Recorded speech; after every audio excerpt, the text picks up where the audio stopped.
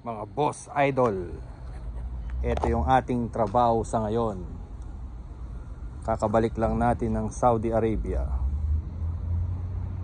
Magdi-dismantle tayo ng telescopic boom ng GR750XL Tadano. Yan ang silindro niya mga boss idol.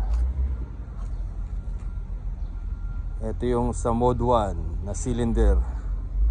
At ito naman yung para sa mode 2. Tatlong telescopic section ang pinapaangat nito mga idol, mga in-extend niya. Yan namang kable na yan mga idol, yan ang extend cable. Bali 4 yan mga idol.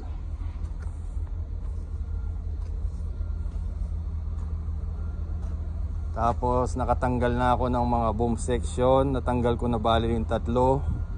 Tatanggalin ko na lang bukas yung isa mga boss idol. Yan.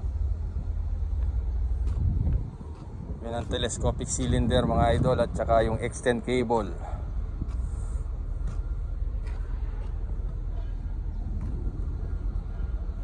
At ito naman yung mga telescopic section nya mga boss idol.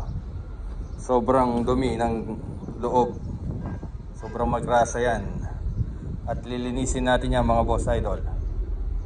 Tapos ito naman yung isa, sobrang dumi rin. Yan ang loob niya mga boss idol. Papasokin natin yan mga ilang araw.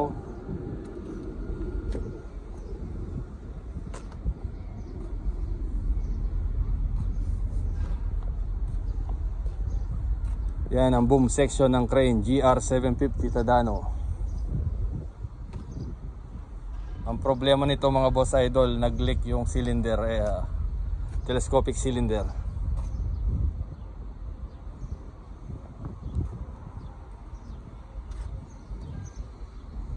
Ito naman yung retract cable niya mga boss idol. Yung isa na yan, nakapaikot yan sa loob.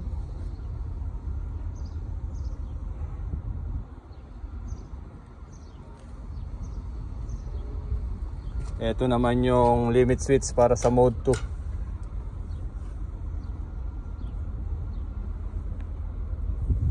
Ito yung trabaho natin ngayon pagdating natin dito sa Saudi Arabia mga boss idol. So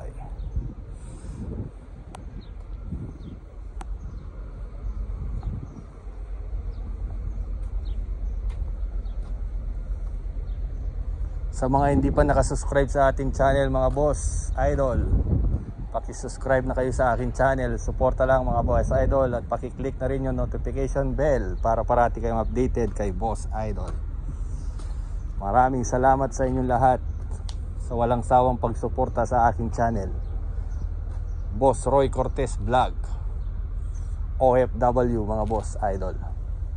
Maraming salamat sa inyong lahat.